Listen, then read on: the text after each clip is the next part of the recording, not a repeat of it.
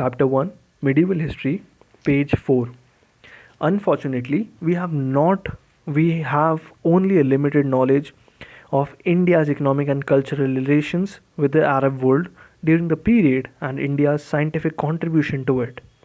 The Arab conquest of Sindh in the 8th century did not lead to the establishment of closer cultural relations between the Arabs and the rest of the India.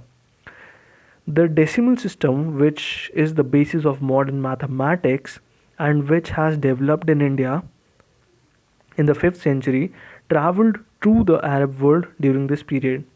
During the 9th century, it was popularized in the region by the Arab mathematician Al-Khwarizmi.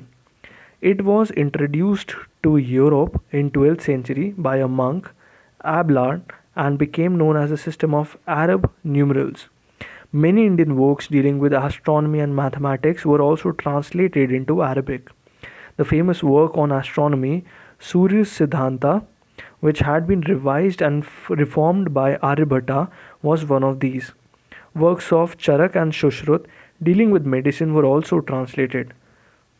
Indian traders and merchants continued to visit the markets of Iraq and Iran, and Indian physicians and master craftsmen were received at the Caliph's court in Baghdad.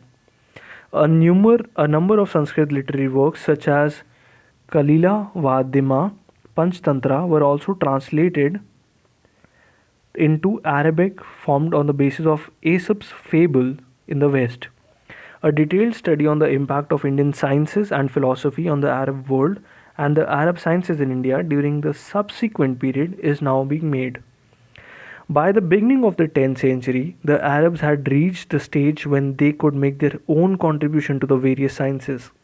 The growth of geometry, algebra, geography, astronomy, optics, chemistry, medicine, etc. in the Arab world during this period made it in the leader of the field of science. Some of the best stocked libraries in the world and the leading scientific laboratories were established in the Arab world during the period.